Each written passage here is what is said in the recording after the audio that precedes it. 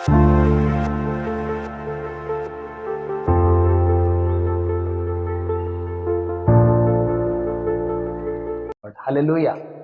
మన ప్రభు అయినటువంటి యేసుక్రీస్తు నామంలో మీ అందరికీ కూడా మా ప్రత్యేకమైన శుభాభివందనాలు.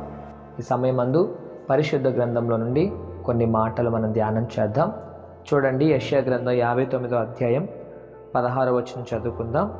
యెషయా గ్రంథం 59వ అధ్యాయం 16వ వచనం. సంరక్షకుడు లేకపోవుట ఆయన చూచెను, మధ్యవర్తి లేకుండాట చూచి ఆశ్చర్యపడును. కాబట్టి ఆయన బాహువు ఆయనకు సహాయము చేసెను. చూడండి, ఈ భాగమంతా మనం ధ్యానం చేస్తే 59వ కీర్తన, దేవుడు రక్షించువాడై ఉన్నాడు. దేవుడు మాత్రమే రక్షించువాడు. మనుషులనందరినీ రక్షించగల సమర్థుడు. చనిపోయిన వారిని సహితము లేపగల దేవుడు. అందుకే యెషయా గ్రంథం 59:1 చెప్తున్నాడు, రక్షింప నేరకయుండినట్లు యెహోవా హస్తము కొరచ కాలేదు, వెన నేరకయుండినట్లు ఆయన చెవులు మందము కాలేదు, మీ దోషములు మీకును మీ దేవునికి అడ్డముగా వచ్చెను.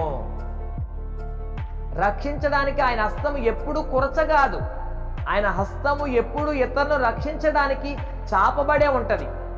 కానీ మన పాపముల వల్ల ఆ రక్షించే దేవాది దేవునికి అడ్డముగా కొన్ని అడ్డుగోడలు ఉన్నాయి. ఆ అడ్డుగోడలు ఏంటంటే పాపం అనే అడ్డుగోడలు. దేవుణ్ణి ఎరిగినటువంటి మనము పాపానికి దూరముగా ఉండాలి.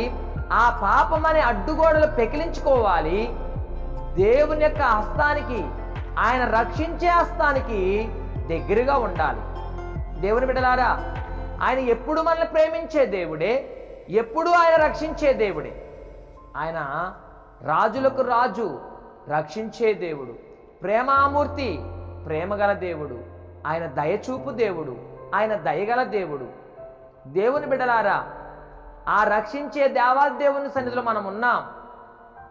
ఎవరు రక్షించకపోయినా, కుటుంబంలో తల్లిదండ్రులు రక్షించకపోయినా, మనకి భూమి మీద రక్షణ లేకపోయినా, పరలోక రాజ్యములో, ఆ యుగ యుగములు నివాసం చేసే రాజ్యములో, ఆకలి దప్పికలు లేని రాజ్యములో ఎప్పుడు మన రక్షణ ఆ దేవాదేవుడుగా మనకుండి మనకు రక్షణ కల్పించి రక్షించే దేవుడై ఉన్నాడు.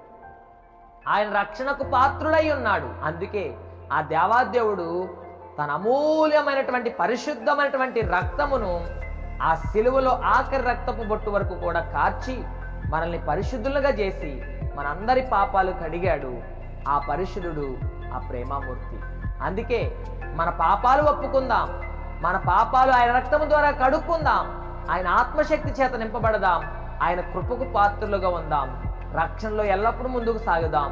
ఆ దేవాదేవుని అనుసరించి ఆయన సన్నిధిలో స్థిరపడి బలపడదాం. ఆయన కృప మనకు తోడుగా ఉండి నడిపించును గాక. ఆమేన్. ప్రార్థన. మహోన్నతుడా, మీకు స్తోత్రం. మీ కృప చేత ప్రతి ఒక్కరిని దర్శించండి, మీ కృప చేత ప్రతి ఒక్కరిని బలపరచండి.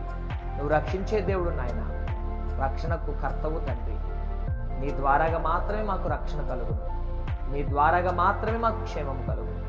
అయినా నువ్వు ప్రేమాస్వరూపుడవు, ఆత్మస్వరూపుడవు, ప్రేమించే దేవుడు, పరిశుద్ధాత్ముడు. మమ్మల్ని దర్శించి, మమ్మల్ని బలపరిచి, నీ కృపతో ప్రతి ఒక్కరిని కప్పి నీ కార్యాలు జరిగించి, సహాయం చేసి, దీవించి, ఆస్వాదించి వర్తలు చేయండి. యేసుని నామములో ప్రార్థిస్తున్నాను పరమ తండ్రి. ఆమేన్. తండ్రి, కుమార, పరిశుద్ధాత్మ త్రియేక దేవుని కృప ఇప్పుడును ఎల్లప్పుడూ యుగయుగములకు ప్రతి ఒక్కరికి సదా తోడి నడిపించును గాక. ఆమేన్. ఆ రక్షణకర్త అయినటువంటి యేసుక్రీస్తు ప్రభువాన్ని అనుసరిద్దాం. ఆయన ద్వారాగా మాత్రమే మనకు రక్షణ కలుగును. ఆ రక్షణలో ముందుకు సాగుదాం. ఆయన కృప మన తోడుగా ఉండి నడిపించును గాక. Amen. Praise the Lord. God bless you all. ఈ వాక్యము చేత మీరు ఆదరించబడ్డారని మేము విశ్వసిస్తున్నాము.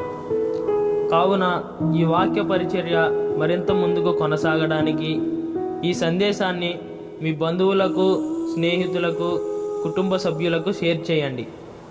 మీ ప్రార్థన అవసరతల కొరకు సంప్రదించవలసిన మా ఫోన్ నంబర్ 6303592508. మరిన్ని వర్తమానాల కొరకు ట్రూ లివింగ్ గాడ్ మినిస్ట్రీ ఛానల్ను సబ్స్క్రైబ్ చేసుకోండి. దేవుడు మిమ్మల్ని దీవించునుగాక.